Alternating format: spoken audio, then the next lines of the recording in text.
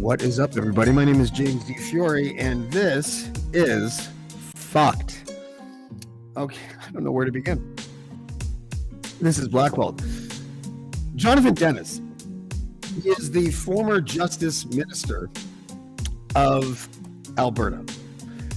He is also a person who has been in the news a lot lately for several different things. One of them was he was caught on tape impersonating Indigenous people in a way that was clearly racist. He has since said that it was a deep fake. He's been in the news as early as today saying that these videos were proven to be deep fakes. And then the CBC put in an article saying that's almost entirely, obviously not true. And he's also been on the edges of many of the stories that we have been reporting regarding the Klondike papers. He was one of the people who sort of, not lured, that's the wrong term, but helped David Wallace set up in Alberta when David Wallace was sort of recruited on a couple of jobs to go to Alberta. And he also was able to set David up with his house. And when David blew the whistle, many things started to take place. Many of these things are documented. Many of those things we are going to discuss tonight with my guests, David Wallace and Richard Marsh. How you doing, guys? Good, thank you. Lots has happened, and a lot of it has happened within the last hour. But we need to start at the beginning. We need to proceed in a way that is smart and that assumes that many people listening have no idea about this story. Like, we want to basically paint a picture for people who know nothing. David, I'm going to start with you. Give me the rundown on the build up to how you were invited to Calgary and why and what job. And I know we've gone over some of this stuff before. And then stop the story when you get to the apartment and who helped you find it. Okay, well, I was in Ontario. I was experiencing some blowback from the job I had done. I was being hounded by private investigators. It just became an uncomfortable situation. Around the same time, Alan Holman had started feeding me more work. We discussed it back and forth. I said, well, I'm willing to make the move to Alberta. He asked me if I was sure because he could help me find lots of clients. I said, sure, I am. One of those clients that he could help me find was Jonathan Denis, who I had done a job for earlier in that year, which was trying to figure out who had dropped a dime on him for having extra guests allegedly at a COVID wedding. That's already part of this story. If you want to go back and look at it, I believe the Canadian Press and Bob Weber ran that story. At that point, when I was brought to Alberta and I refused to turn over all of my electronic devices and divulge Richard Marsh's whereabouts to Alan Holman, was he could relay this information back to Gerald Chapor and the Plymouth Brethren Christian Church. He stopped all payments that were due me, and they all refused to pay me for the jobs that I had already done. From that point, I fell behind on my rent, which I made back up. I was late on a few other occasions, always made back up before the month was over, paid all my debts, and Mr. Denis, who had helped procure the house for me in Alberta, basically helped me a great deal out the door, so to speak. And when I left Alberta, my stuff was left behind, and that's what brings us to now. My furniture and my children's toys were destroyed. They were put up on Twitter, photos under sock puppet accounts, photographs of this. Every one of my children's pants and jackets were cut in half, their boots. I had a unborn child many years ago when I was in university. The young lady also perished. I had his ashes. The urn was urinated in and destroyed and was never returned to me. Okay. I'm sorry about that. That is a lot. I knew about that, but that's a lot. And we need to, and I'm going to be doing this a few times throughout the podcast, is that we are not going to talk about anything tonight that we don't have receipts for. Unfortunately, that includes what David Wallace just said.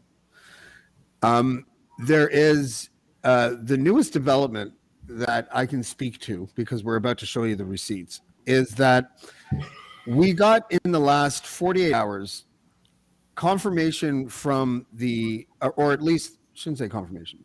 I'm going to try to be as careful as I can.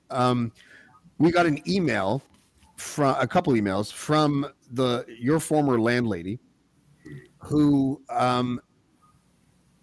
spelled out for us, after sort of months of dodging the question, I guess I'll say, that she said that Jonathan Denis was the person that came to the house to pick up these items, which is interesting.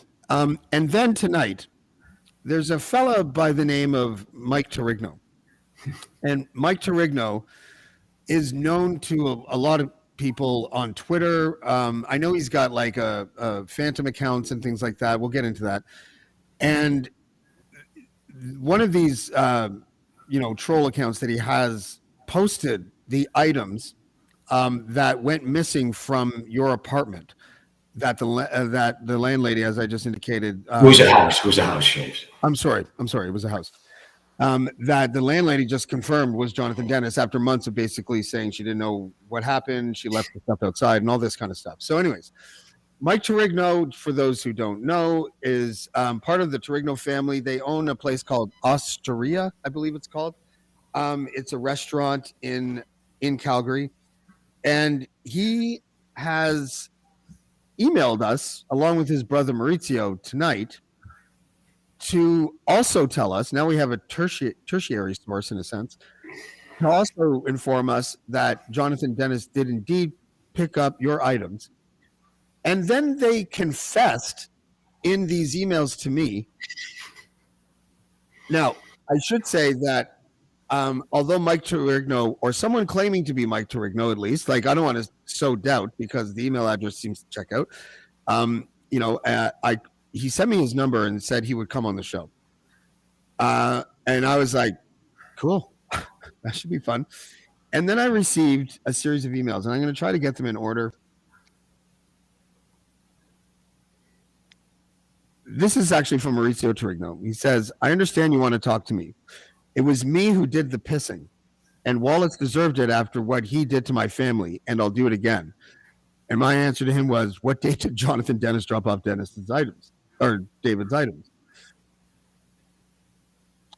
He said, the landlord, Wallace Stiff, asked Denis to haul some stuff to her. He paid for her carpet cleaning as he felt bad for introducing her to Wallace.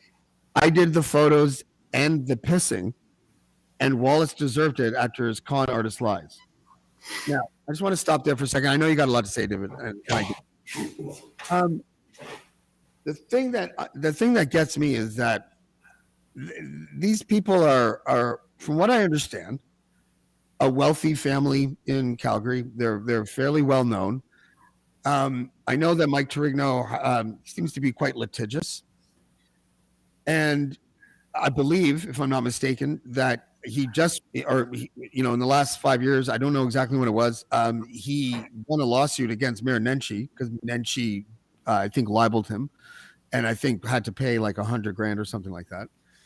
But these emails that I'm receiving tonight, a person called me just before I went on air and said, careful with some of the people that you deal with in these waters, because they like to think that they're clever and they like to try to entrap people. So I want to operate this podcast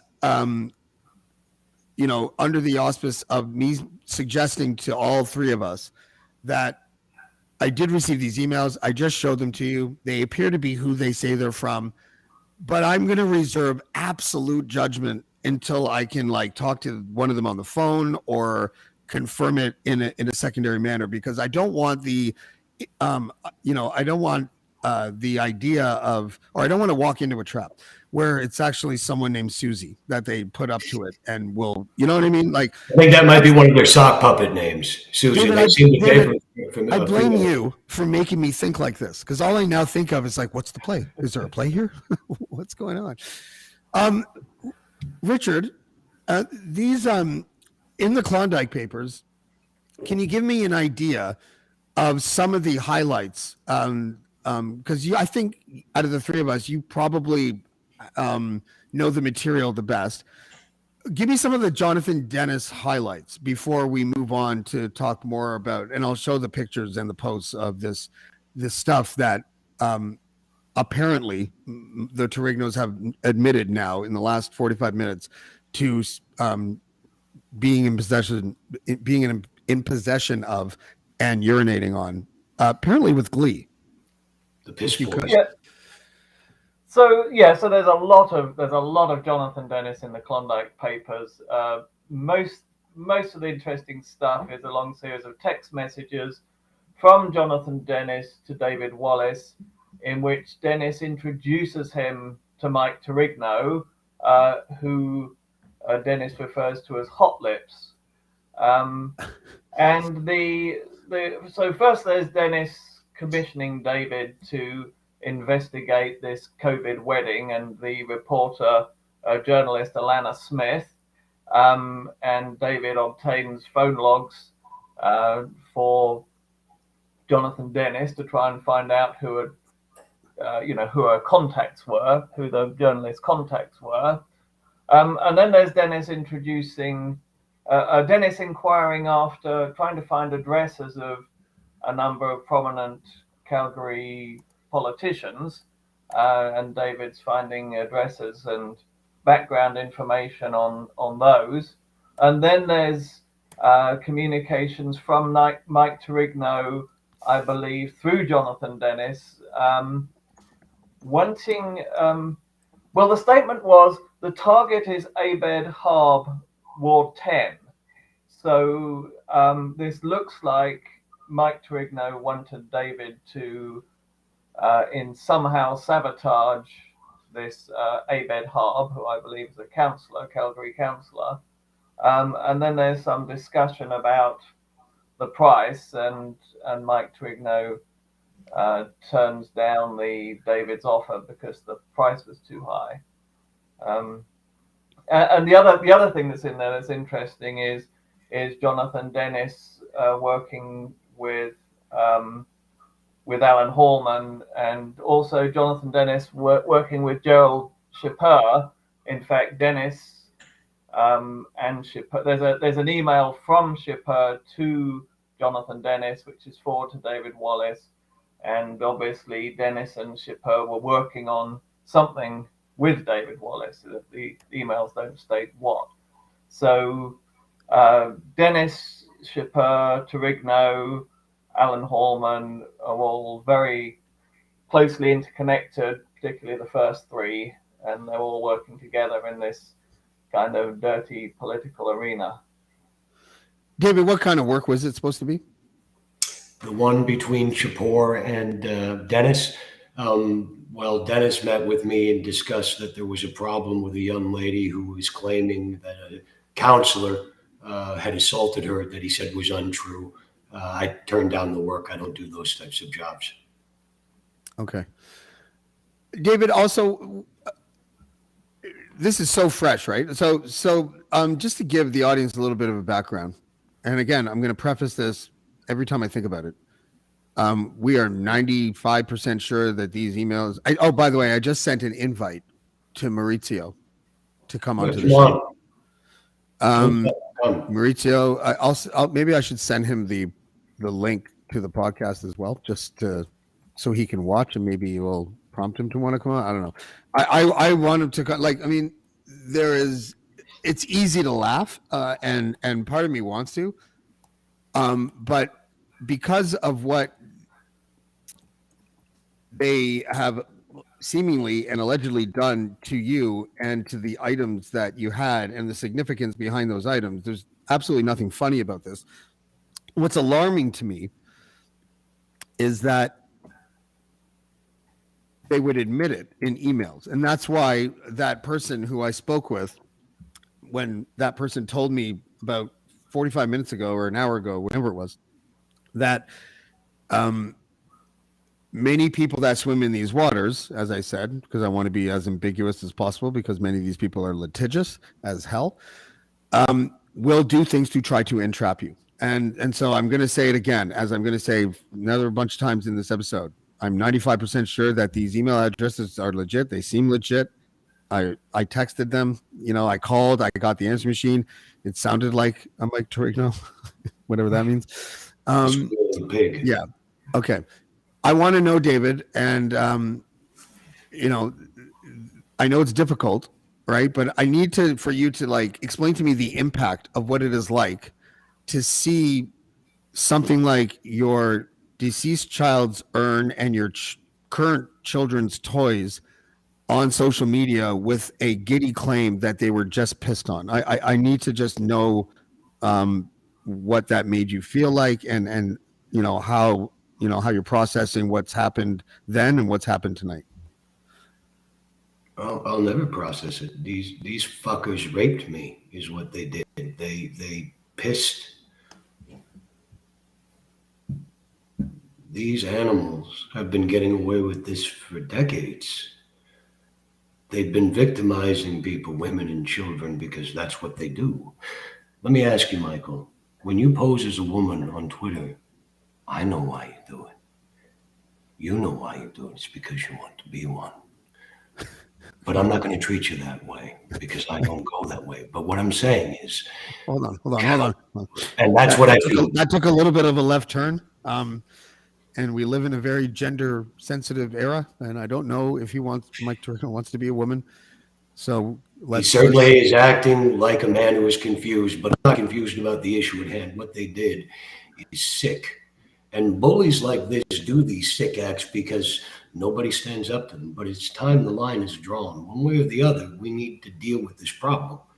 We cannot allow people to do this. If they do it to me, how many other people have they done to? How many people live in fear? How many people cower before these acts? It's disgusting. And no civilized society can deal with this. It needs to be dealt with now. And if they are admitting to this, if this is actually factual, then I will be more than happy to add these two individuals, one who I've never met or heard of. I would be more than happy to add them to the lawsuit that our lawyer is preparing right now. And we'll have our day in court. And then hopefully, as part of that court proceeding, I certainly hope that they get some therapy for their sickness, because it is sick and it needs to be cured. I just want to also point out that this entire podcast is brought to you by the word allegedly. Okay. Allegedly. Yes. There's so much to process here. Okay. Let's process the pictures because, okay. So the email where he admits, here's Maurizio, allegedly. Maurizio, fuck, I forgot to blank that one out. But whatever. I understand you want to talk to me. It was me who did the pissing, and Wallace deserved it after what he did to my family. And then, so these are the posts, if I'm not mistaken. This is one of them, right? Mm-hmm. Sure is. And you're nothing. So this is what it says. This is posted by someone that says David of Barrie, which I guess is sort of a phantom account. That's a knock on you because you're from Barrie. Is that the idea, you think? I don't know how these people think. I Okay. suppose But that was anyways, the intention. Your name is David and you're from Barrie. Chances are when they post pictures of your toys, they made a handle based on that. But anyways. Oh, I'm guessing, yes. Yeah. So this, so there's a picture of a soccer ball, like a little wagon with like plastic shovels and a little rectangular kind of container for sand or whatever. And it says, and you're nothing but a fraud. Recognize these toys. They were left behind, probably after social services seed your kids. That's untrue. You were evicted. How does that feel? Vagrant addict. There's this post. Also, David of Barrie, the chair you used to smoke pot in. You know what's so funny about that? I'd be like, why is it a love letter or a threat? Like, so you smoke pot. Is that the idea? Is that, anyways, it just seems like a weird thing to say. The chair you used to smoke pot in, you left all this crap for a single parent to clean up. That's a reference to your landlady. How does it feel to rip someone off? Okay, also not true. And you're nothing but a fraud. Recognize these toys. Okay, so that's the same one. These, and there's more. I don't have them all loaded up yet because of everything that happened before the podcast came on. But there's other accounts that have posted them, and those pictures combined with those emails that we got tonight are startling, brazen acts of people that either get away with this stuff a lot or are just trying to get us to say things that we shouldn't say because they're litigious. Richard, you've kind of been able to glean the psychology of some of these people in the Klondike papers. Do you have a working theory as to why they would be admitting something like this? Like, litigious people are usually careful, are they not? Well, I mean, one theory is that they are just protecting Jonathan Denis. Denis may be, for example, offering them large sums of money to take the fall on his behalf, or equally, he may have dirt on them that he's, even worse dirt, that he's threatening to unload.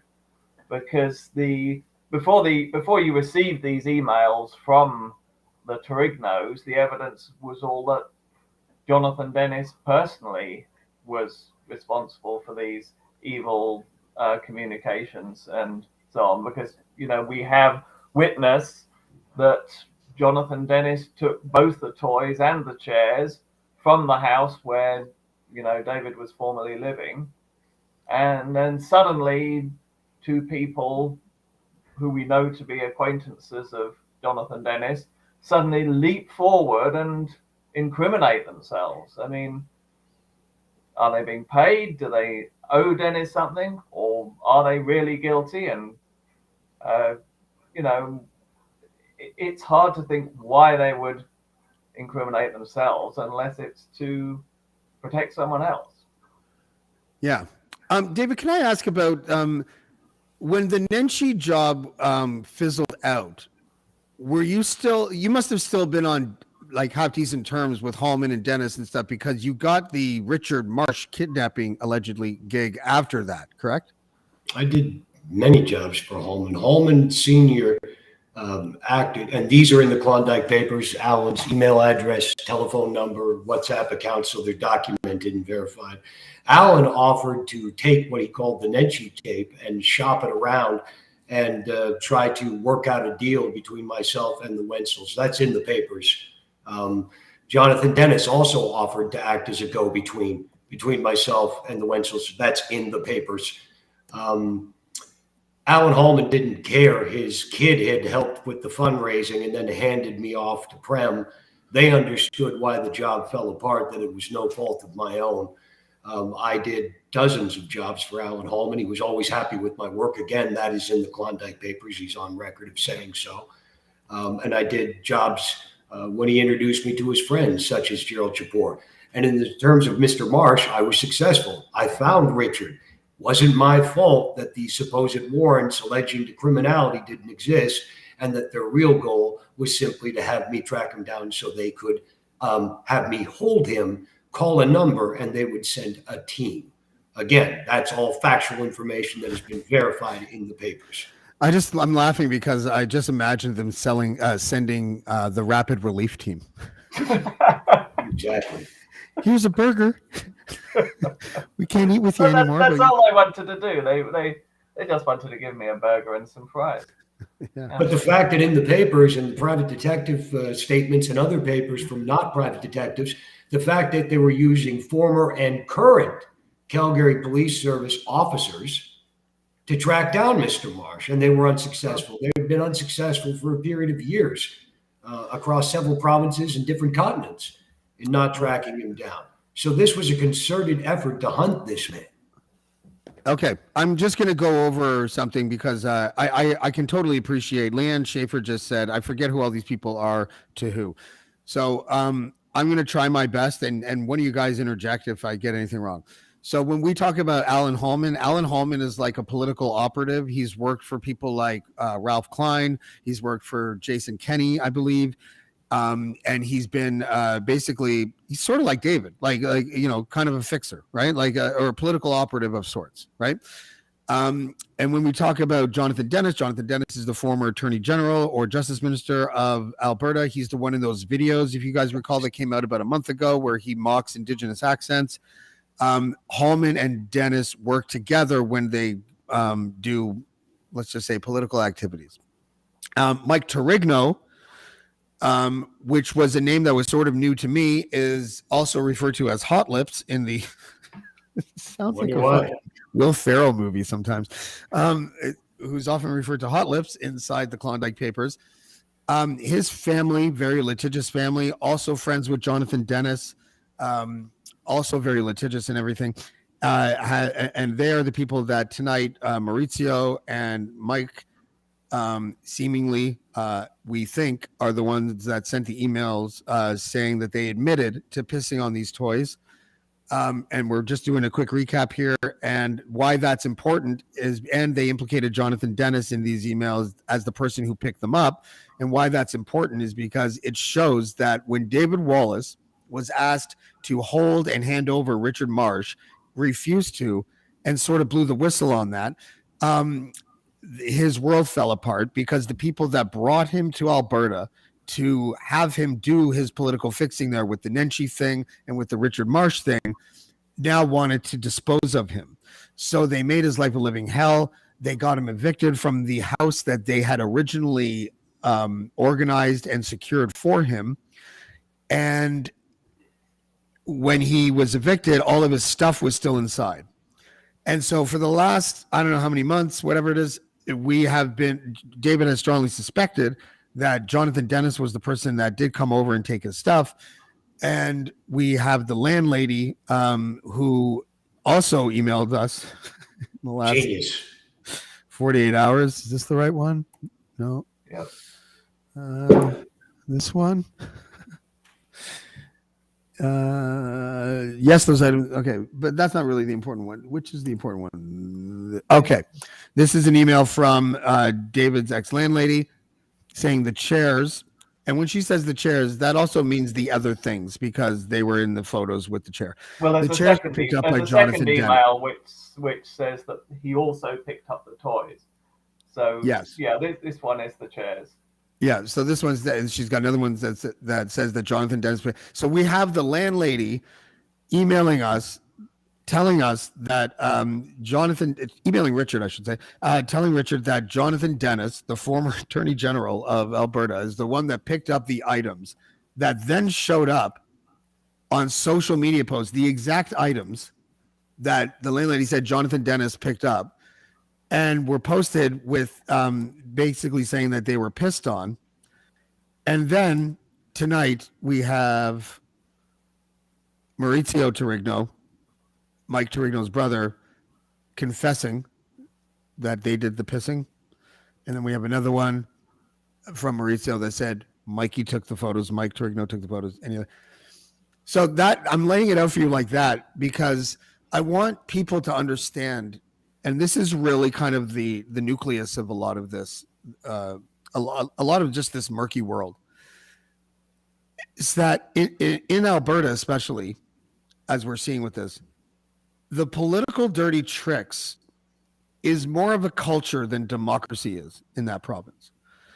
The people that get elected, the people that that run institutions that are there for the benefit of the citizens of Alberta, and the people that they're connected with, counselors, political operatives, former premiers, the former attorney general, all associate in an ecosystem of self-protection and brazen acts like what we're seeing right now.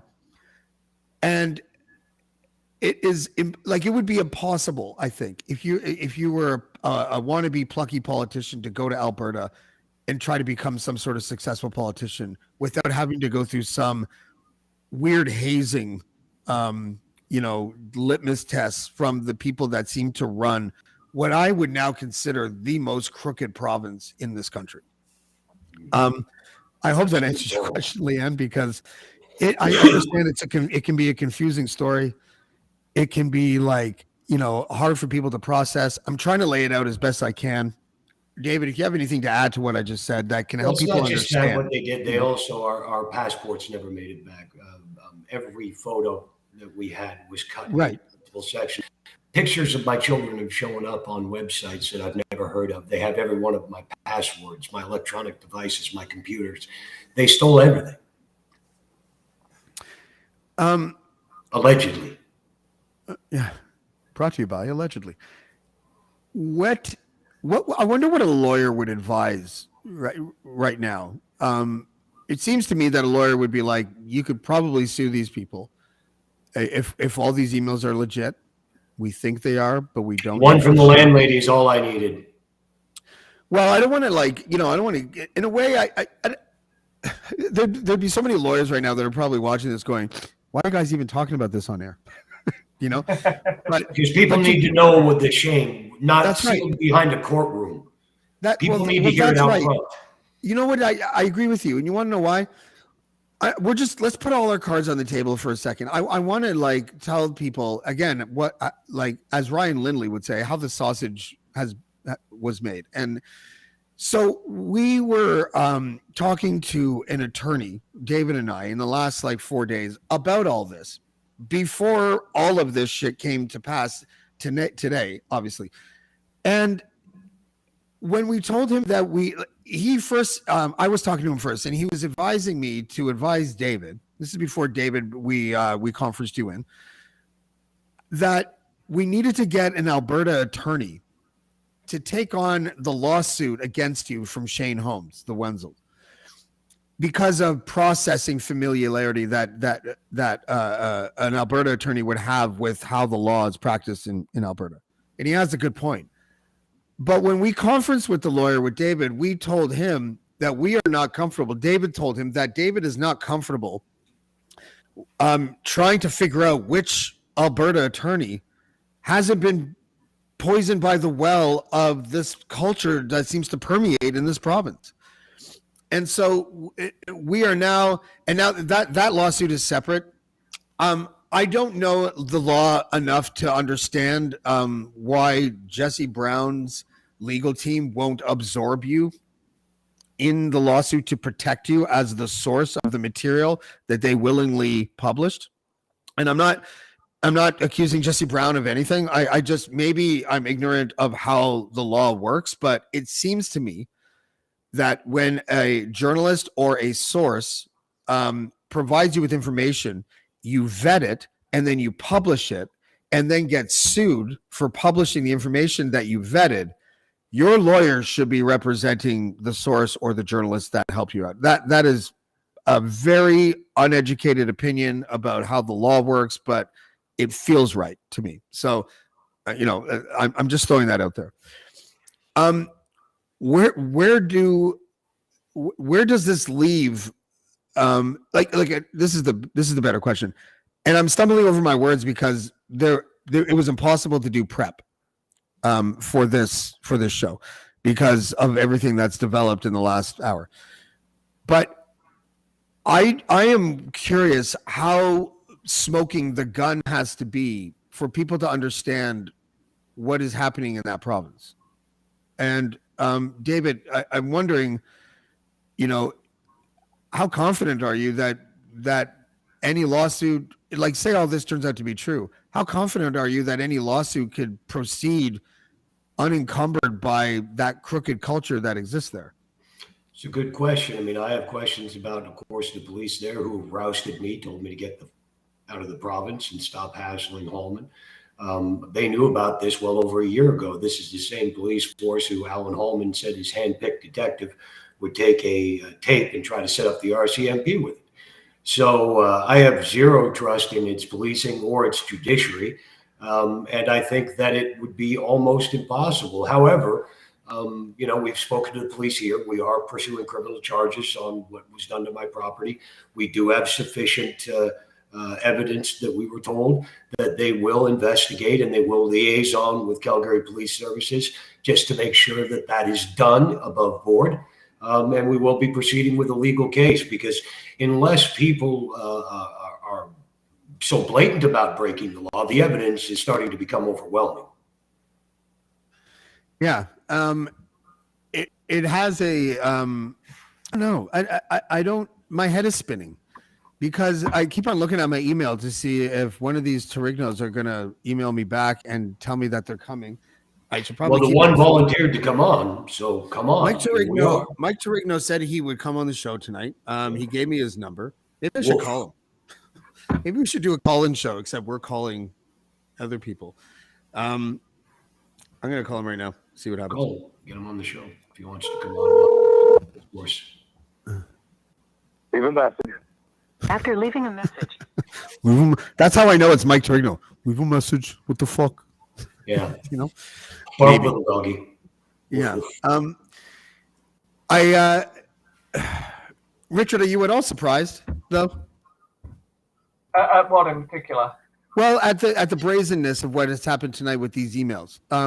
Given everything that's happened to you, it's not the exact same. Well, it's sort of the same people, but there's such overlap between the Plymouth Brethren Christian Church and many of the people that we associate with Alberta politics. The Jonathan Denises of the world, the Gerald Shapours of the world, the Alan Holmans of the world. But is this level that it's potentially reached with these emails tonight, does it even surprise you? Well, no, I wasn't surprised to find Jonathan Denis had taken the stuff from David's house. That was not surprising at all. I was a little surprised about the confession emails. I'm not at all surprised if the Terrignos are involved, because it's very obvious from the Klondike papers that Mike Terrigno is very much Jonathan Denis's little sidekick who he uses for, to keep certain activities at arm's length. But yeah, just the readiness to confess is a little surprising, and that's why I suspect it may be somewhat under duress. Yeah. David, the toll that this has taken on you has cost you a lot. It sounds like it's cost you your marriage. It's definitely cost you any shot at making an income. Does it make you, I'm going to ask you a question that's probably unexpected, but does it make you regret the line of work that you were in just in general? No, because the vast majority of my career wasn't working with scumbag politicians or goons like this. It was overseas, and it was more private business and industry, things of that nature. Those were professionals. Those weren't clowns or wannabes or pathetic excuses for gangsters. Television stereotypes is what I call them. That part I regret, but I still don't regret basically protecting Richard, because he wasn't in the game and they lied to me. Don't lie to me. I do my job. I do it well. If he was not somebody who was wanted by the law, I would never have agreed to work for them to try to locate them. And I feel responsible, because once I did locate him, then he was in danger. And I have no regrets on that at all. None. I'm sorry that what has happened. I'm certainly devastated, but my wife has a right to leave because of this. I wouldn't want to stay either. It's very difficult circumstances, but I wouldn't change it, because I like sleeping at night. It's a nice change of pace. Yeah, I feel like I'm starting to get a little worried about my own family. Is that smart, or is it paranoid, or Should I be taking? Well, it's always good to be careful, especially against people such as this. I mean, if you look and the intelligence is not really there. They're cunning like animals, but they have no morals, no values, no scruples. Real professional criminals or gangsters, they certainly don't target children or periphery people, but cowards and half-wits do. So I think it's always good to be mindful when you're faced off with people who have the intellectual capacity of children. Yeah, but dangerous ones sometimes, right? Of course, anybody with a gun and a big mouth can be dangerous simply because they don't have the judgment on how to use it. Yeah, I mean, who would have thought that trying to take down a really powerful cult and really powerful politicians would result in stress? You know, Sometimes, yes, that happens. remember what's that song? You do it to yourself. You do. Anyways, little Radiohead, never hurt anyone except for people who are suicidal because it's really sad music. It's a good time to mention you're not suicidal right now, James. That's what I will say. I'm not. Okay, I'm not suicidal. If something happens to me, chances are it is one of a dozen people I'm trying to destroy in Alberta. No, I'm just kidding. I'm not trying to. I'm not suicidal either. I believe that I should be fired. I never quit. The thing is, I'm not trying to actually destroy anyone. You know what I'm trying to do? And you two are the starting point and the first dominoes of all of the work that I have been doing over the last 6 months. Okay, Richard, your story is right out of a movie. How you cross paths with David. David could have been your kidnapper. Oh, right? absolutely, yeah.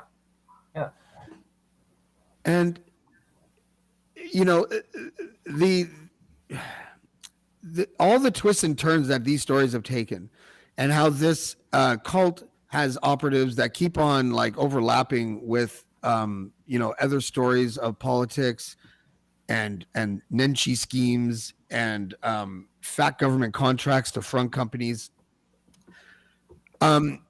There's a lot of money involved, and whenever I think of stories that I get involved with, and I think of reporting on people who have a lot of money, it worries me. Like just the people on this panel, look collectively what they've done to you two. And I'm sitting here since the summertime, looking over my shoulder everywhere that I go. Luckily for me, I live in an area where I can see any car coming from like 2 kilometers away. So you know what I mean? Like I'm always sort of on the lookout. I now have cameras outside my house in several different areas. So the second that you walk onto my property, you're being recorded. I have like night cameras now. And, I don't know what else to do. Richard, you've been running from people like this for a long time. Can you give me any pointers? Like, of what if I'm stationed in one spot? Is there anything that I should be doing right now to protect myself? Am I being paranoid? Like, No, not at all. I mean, if you're on your own, it's easy enough to disappear. If you have family, children, if you own a house, much more difficult. But yeah, I mean, the brethren made the mistake of putting me in a position where I literally had no possessions. Well, and everything I owned, I could get on my back, put it like that. And someone in that situation can disappear very thoroughly and effectively, out of the reach of both kind of goons and thugs and out of the reach of the law if they're going to use sort of facetious lawsuits and slap tactics to try and use the law to pull me down. But if you own property, have a family, own a business, anything like that, or are in regular employment, it's much harder to hide. Really, publicity is the biggest safety. If you put your hand up and put your face out there and say, look, I'm reporting on these people, they're dangerous, they've got a history of harassment and potentially violence and threats, then it makes it difficult for them to act, because if anything happens to you, everyone will know where to look. I don't know if that's any comfort to you. But I mean, as a journalist, David, what? you are. It would be. I mean, as Denis found when he tried to get Alana Smith's phone records, if you go after a journalist, that looks really, really bad. So I'm a journalist again. You've got some protection there as a media figure. Yeah. I've been telling people for the last month that, like, you know, I don't think I'm a journalist anymore because of, like, you know, I don't really, at least I'm not an investigative journalist. But I just like to point out, after what you said to everybody, I'm a journalist. Yeah, that's good. Please don't kill me. I'm a journalist.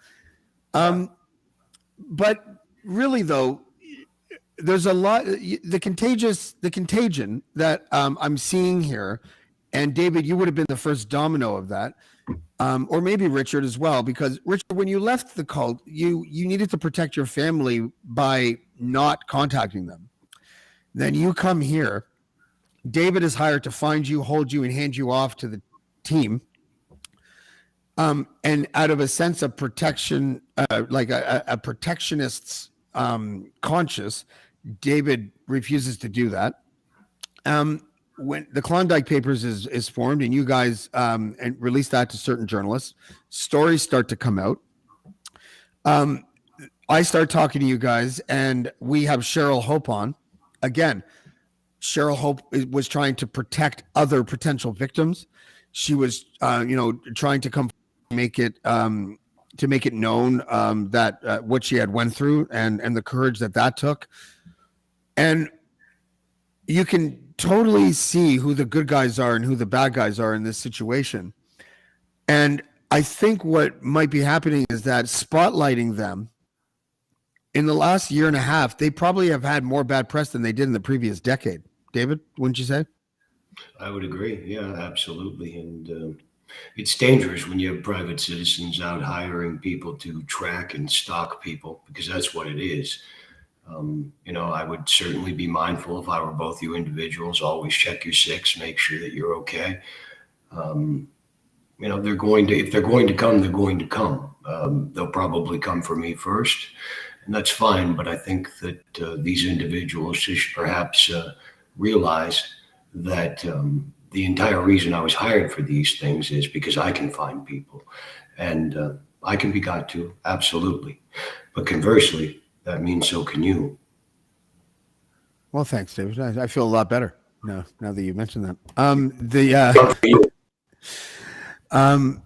I've been advised to move to Newfoundland. They won't be able to get past the snow or the Newfies, which is funny to me because I actually have family in. Oh, I shouldn't even see. Now I got to censor myself, right? It's a sad world, isn't it? Yeah, I can't make all these clever anecdotes about where my family lives because now it's a shame that cowards get to call the shots, because that's what they are. They're cowards, and the sooner the people in Alberta realize that there's just a lot of bark and no balls and the position of power, throw these men out in the street. Take care of your own problem. That's where the trash belongs. Yeah. We also want to just point out that while we realize that a lot of things that we say on this podcast, a lot of things that we, show people on this podcast can put us in the danger zone.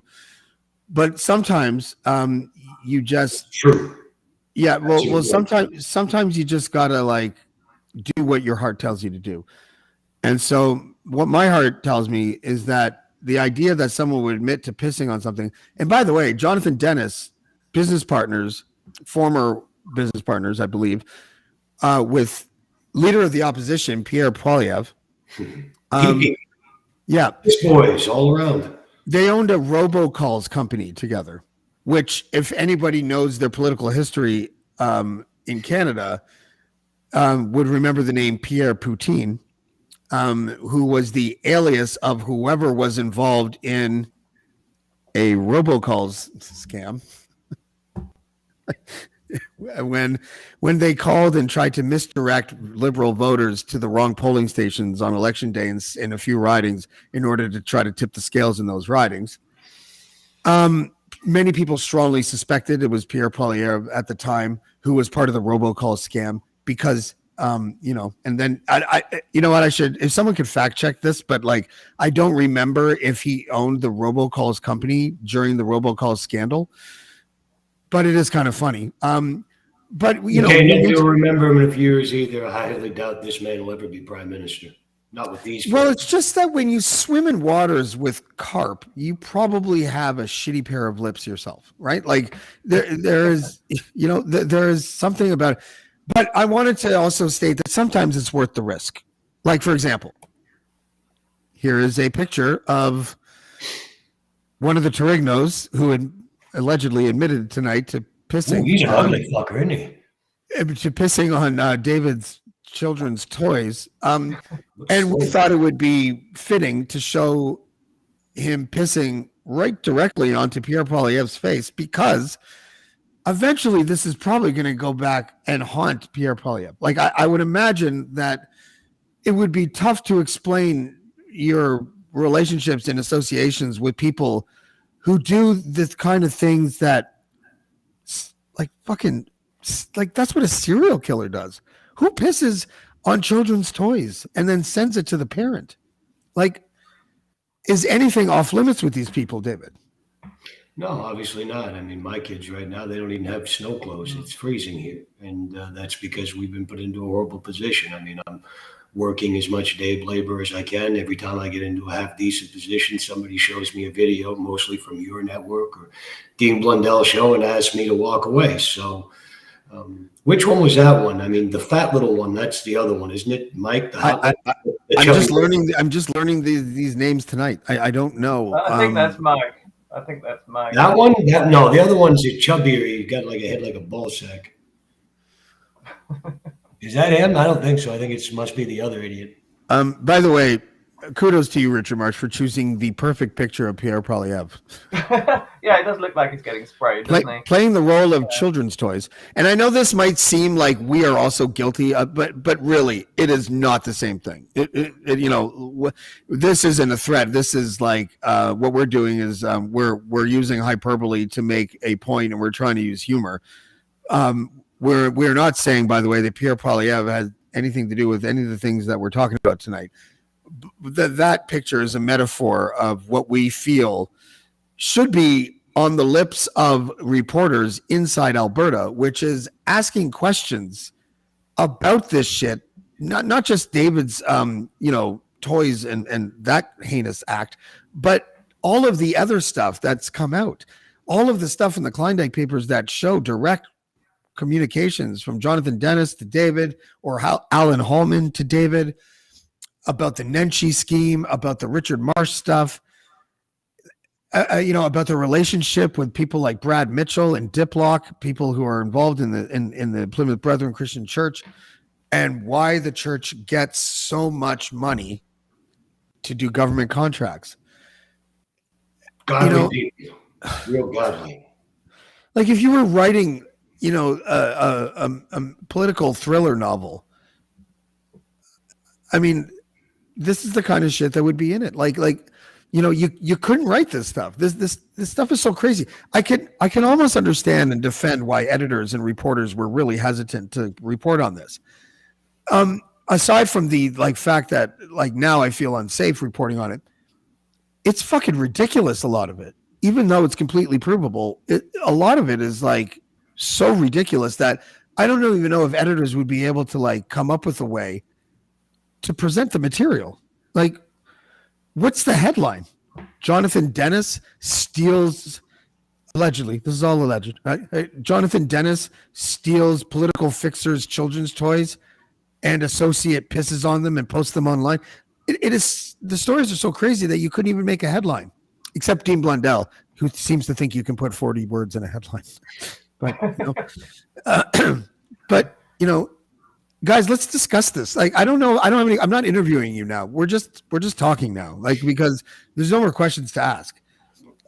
Richard, tell me something. Say something, please. Yeah, well, I mean, it is bizarre, and it's bizarre in the terms of the extremes that you find in the same small group of people. Because here you have Jonathan Denis was he's quite a famous guy. He rose to prominence very, very rapidly. He became became the minister of this and the minister of that, and then the minister of justice. And he was sort of given accolades for getting to this very elevated position under the age of 40. And then he suddenly goes off the edge of the cliff and plunges down and down. It started off with his divorce from his wife, which is very acrimonious, and all sorts of salacious details come out. Drug use and abuse are alleged. And then he's hires David Wallace to get the reporter's phone logs because he had allegedly had too many people at a COVID wedding. And at the same time, there's a conflict of interest case comes up against him. And there was something else. What else was it? So many things. Oh yeah, and then he got convicted, contempt of court for trying to intimidate a witness or the person who was taking the case. And then he turns up again. He's all over the Klondike papers. He's associating with Mike Terrigno, whom he refers to as Hot Lips, and clearly has a relationship with. And then this elevated guy, this guy who was the Minister of Justice of Alberta, which is a hugely wealthy and influential province. It's got a bigger budget than some small European countries. This guy is sneaking around, sneaking into someone's house and stealing furniture and children's toys and delivering them apparently to Mike Terrigno for the purpose of Mike and his brother to piss on them and take photos of them and post them on social media. This is the kind of stuff that even delinquent teenagers don't normally stoop to. This is so juvenile and vile, and yet it's this guy from the very top of the system that has done this apparently. They like to play and you games. get a sort of cognitive dissonance, trying to accommodate those two extremes in, is this the same person? And you get the same with the Plymouth Brethren Christian Church, because you look at their website and they're such lovely, generous Christians with such a great heart towards all the world. And at the same time, these same people, who are running all these beautiful schools to give their children this Christian upbringing, they're trying to hire Chuck Zito, former Hells Angels boss, to hire down someone that's hunt down or recover their debts in that case, and they're hiring David Wallace to hunt down a critic, and they're mixed up in all this dirty stuff. And so you've got these extremes, and it is hard to believe. Okay. The receipts are all there, and I'm going to now post or show a graphic. I'll read it out as well for people listening. That prompted the Terrignos to contact me. I sent the following list of questions to Jonathan Denis earlier on today. I said, "Hi, Jonathan. So I talked to Jonathan Denis on the phone today. I called him up. His personal number is in the Klondike papers, and the first thing he said is, How did you get this number? This is a private phone. How did you get this number?" And I didn't answer him, and I just was like, "Hey, my name is James DeFiore from Blackballed Media," and he's like, "I don't mean any disrespect, but I've never heard of you." I'm like, "Okay." No one said you had to. I actually believe him. Anyways, so the first question that I asked him is, did you remove children's toys and other items from, I guess, I'm not going to say it. You can read it if you want, from this address that belonged to David Wallace. Are you aware that these items were then posted on social media with captions claiming they had been urinated on? Now, the third question is the question that I think prompted the emails that I got from Terrigno. And the third question is, are you familiar with simple IP tracing technology that can pinpoint the sender of social media posts? Bingo. That is the question that I asked him today. And the reason why I asked is because we do have someone that specializes in exactly that. Genius. And it's really interesting to me that after sending that, because normally I think that you would ignore those questions if you're Jonathan Denis. But he obviously forwarded that immediately to Mike Terrigno. Mike Terrigno then sends me his phone number, but doesn't answer his phone. And then Mike and Maurizio proceed to send me these emails admitting the stuff that I asked Jonathan Denis about. David, what does your fixer brain tell you about what happened? Allegedly. And please preface that. Well, they're probably worried that allegedly we took those very specialized packets of information to allegedly professionals in law enforcement, allegedly who confirmed where those IP addresses originated from, which probably allegedly caused these two alleged men to fall on their sword, because it's always better to get ahead of something. So allegedly it's these two individuals that responded, and one of them, the fat little one, Hot Lips there, I wonder how he got that name from Denis. I can take a pretty good guess at it. So he allegedly offers to come on the show. We're on the show. Come on. Yeah, I'll check my email again just to see if they've responded. I did send them the P picture, and with the caption, all in good fun. You know, if they can admit to pissing on children's toys, we can send them a funny little meme, right? Like that's. Well, you know, it's fun. It's all fun and games. What they did to me is one thing. I'm a professional. I'm a big boy. I can take it. And if we were face to face, trust me, it wouldn't be this. However, this is people who are assisting and shielding a dirty ex-cop who raped a 16-year-old at gunpoint, started grooming her. Allegedly. Okay. These are the same people who Jonathan Denis allegedly told said victim that she needed a publication ban, which allegedly helped this counselor get enough of a head start to retain his seat.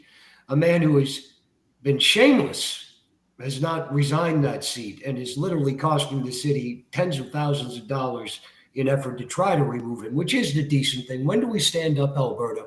When do we stand up and remove the predators from the scene? When you have a rabid animal, you don't cower in the village. You go out and you hunt for those animals, and you remove them, because that's what you do. You put them down like sick, diseased dogs. You have to take care of your own garbage. Stop shielding these men. Stop enabling them. Let a spade be called a spade, and let these men be dragged into the light. Yeah. But didn't an American president say something about draining the swamp at one time? Yes. You need to drain this swamp. I'll tell you one thing. Justice and decency is never decided in locked rooms at expensive restaurants after dark, where co-conspirators sit and meet about pissing on children's toys and dead babies. It's very like Sopranos. Do you know what I'm saying? Like it has a real wise guy acts like this. They've got respect, and they got dignity, and they got rules. Like me, these aren't criminals. Real professional criminals, real wise guys have some honor. These are wannabe punks. As KRS-One once said, real bad boys move in silence. Woof, right? woof. So it feels like what we're dealing with is, again, I'm going to reiterate one last time, that either we received emails, legit emails from Mike and Maurizio Terrigno tonight, where they admitted to pissing on David's children's toys and chairs and furniture, whatever. And also implicating Jonathan Denis, which is now a second person who's implicated that Jonathan Denis stole, allegedly, your My litigator's gonna love you, Mr. Denis. He's gonna love you. It is so absurd that I'm fucking speechless, guys. I don't know what to say anymore. I think we're gonna wrap soon, because I don't know what else can be said. I don't know what's gonna happen. I don't know what kind of emails I should expect, if any, in the next 48 hours. I probably should talk to a lawyer. I should probably get a restraining order. I don't know. Like, I need Mind to over figure this out. matter. Don't mind. They don't matter. I'm not going to stop. That's the thing. Like, I'm not, my problem is I and it's a blessing and a problem, but like, I don't know how to stop, because I feel like there is so much more work to do. I want to help any way that I can and keep my family safe at the same time. But I'm not going to be able to just stop working on this. So given that, I should probably talk to my lawyer and figure out how to proceed with these podcasts, how to if I should just keep going the way we're going, or if I need to not take a step back, but switch up the style in which I report it. Or Can just I make keep a suggestion? going. Yes, you may, please. You should probably have a word to Nathan Jacobson. Yes. When I was in trouble, I had a meeting with him, and he offered me his protection, and he sent a message to certain people that I was under his protection, and I haven't had any trouble since. I also noticed in a recent podcast he pointed out that he had volunteered to go to Ukraine, but hadn't actually got called up yet. But in anticipation of that, he had got himself a very nice sniper rifle, and he assured us that he was extremely proficient in the use of it. Yeah, that was on the Ratfucker Anyone podcast. Yeah. I mean, that should offer some comfort. What's funny about that is that when in the summertime, when I was at an undisclosed location where you visited me, Richard, Yes. I was having issues. It's so funny. I'm going to, for those who don't know, David, I would smoke a joint on the patio. Okay. And this is like the day after the second time I saw this sedan in the driveway, which is weird for that house. Richard, if you recall, you literally have to drive like 100 yards before you get to the house on the driveway. So for no one can go there by accident. No one can drive down there by mistake. No. So I was a little paranoid. And David, I already told you this, but I would go out at nighttime. And first of all, I would leave the porch light on all night long, because I looked up and like years ago, I looked up this thing when I first had kids that says statistically your house is less likely to be broken into if the outside light is on. So I do it at home anyways. But alone, you'd think I would just keep, whatever. I fucking had the light on. I go outside and smoke a joint. And when I would hear rustling in the vast forest right beside me, which could have been one of like 50 different species of animal, I would joke. I would crack a joke that only I would get because I was the only one there, where I would go, I'd smoke a joint, I'd hear something, and I would literally say this. I said this about half a dozen times. The guy you're looking for is David Wallace. Because I knew they were already after you. And I just was like, but then I would just laugh because it was just a silly thing to say. But now I feel like I'm back at that place again. And the whole point of me telling this story is that at that time, Nathan Jacobson was helpful. He did advise me to file a police report regarding that car and what my suspicions were, which I did.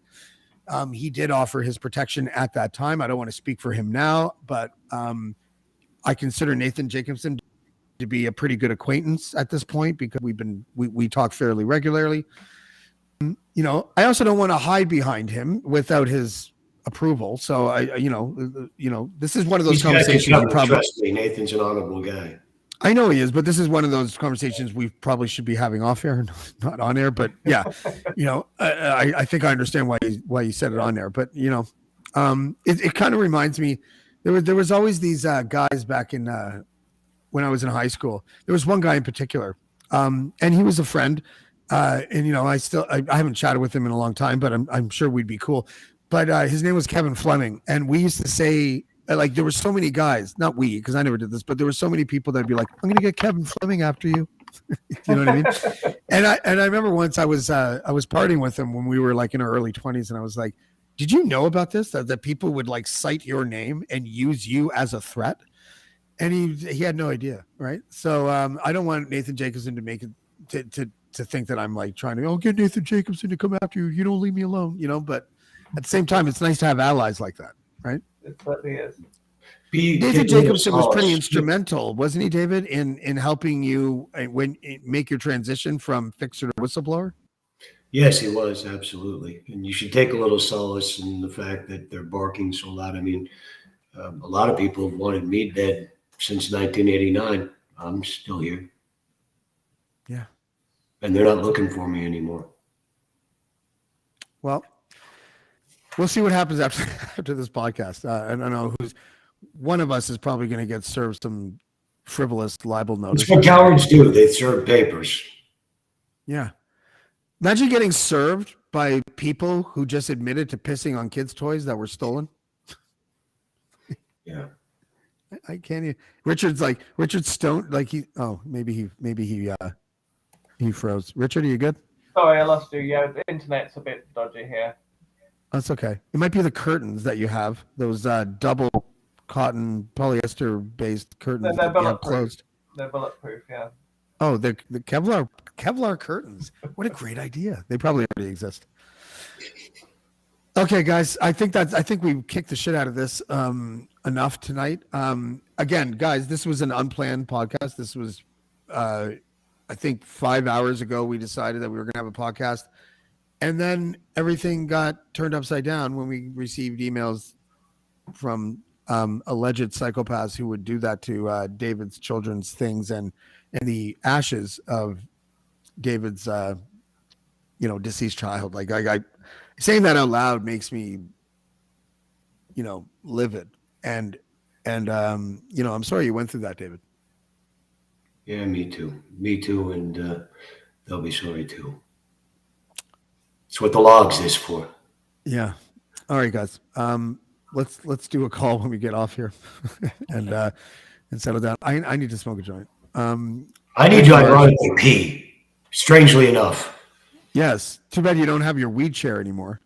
The chair you smoked weed in. I never smoked weed inside my house in my life. Only disgusting pigs would do that. Probably that's their habits, Okay. not mine. Well, that's a little bit judgmental. I know people that smoke inside, Not in antique chairs that belonged to your grandmother that were destroyed by animals. You got to let it go. I'm letting it go. Just the grandma chair part. Everything else, you have a legit case. Richard Marsh, David Wallace, thank you very much for joining us tonight. Thank you. Tally ho. Okay. Yeah, I don't really have anything to say at the end of that. I'd just like to point out that the contents of this podcast were once again brought to you by the word allegedly. I don't know if those emails were legit, but they seem like they're legit. Jonathan Denis seems like a really, I don't know, maybe he's troubled. Maybe troubled is the right word.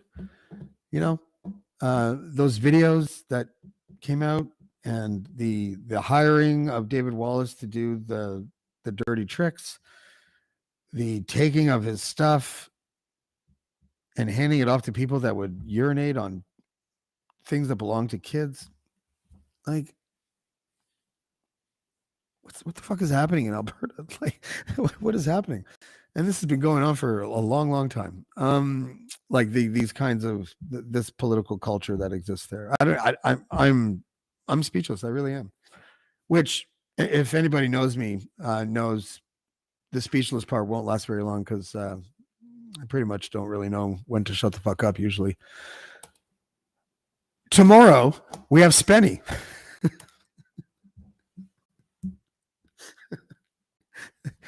The stupidest podcast life.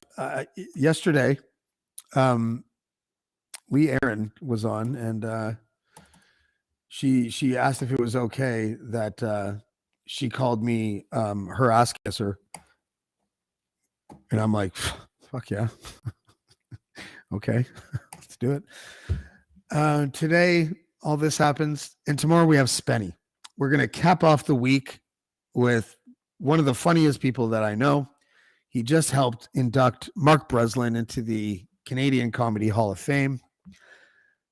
And it's going to be a good way to end the week because it's been quite a week. By the way, 14, 15, 16, 17. I've done 12 podcasts in the last 11 days. So tomorrow will be 13 and 12. So I am looking forward to a break. But if something comes up and it's important, I will do the show. And we'll see you next time on Blackballed. Blackballed. Blackballed.